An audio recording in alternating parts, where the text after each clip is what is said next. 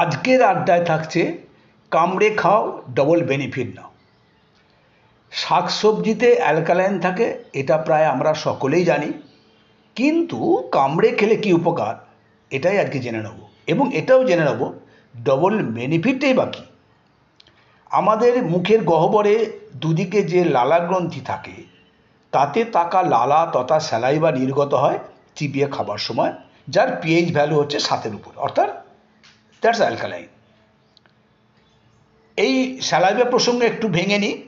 Salivary প্রধান উপাদান হলো বা জল।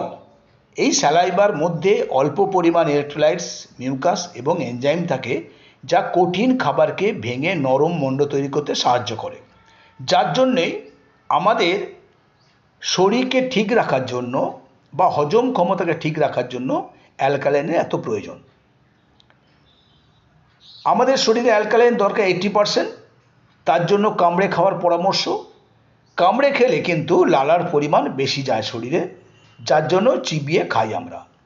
যাদের হজমের সমস্যা আছে তাদেরকে 30 বার পর্যন্ত চিবিয়ে খাওয়ার পরামর্শ দেওয়া হয়। কি খাবো কামড়ে, সেটাই আগে জেনে নিই। প্রতিদিন 2টো করে পেঁয়াজ, যার ওজন 50 গ্রাম। এছাড়াও 2টো কাঁচা লঙ্কা কামড়ে খেতে হবে খাবারের সাথে, ওতে আরও বেশি লালা যায় শরীরে। এছাড়াও মাঝারি সাইজে একটি গাজর, যেমন খুশি সাইজে কাটলেই হবে। একটি 100 গ্রামের শশা খোসা সমেত। যেহেতু খোসাতে অনেক জীবাণু থাকে, তাই মিনিট 15 জলে ডুবিয়ে রেখে রোগড়ে ধুয়ে নিতে হবে। এক কথায়, কাঁচা সবজি তথা স্যালাড চিবিয়ে খাওয়ার ডবল বেনিফিট হলো লালা তথা স্যালাইভা অ্যালকালাইন বেশি করে যায় শরীরে, তাতে আমাদের হজমের সমস্যা থেকে আমরা রেহাই পাই, মুক্তি পাই। আমাদের শরীরে বেশি করে ইনটেক করি অ্যালকালাইন।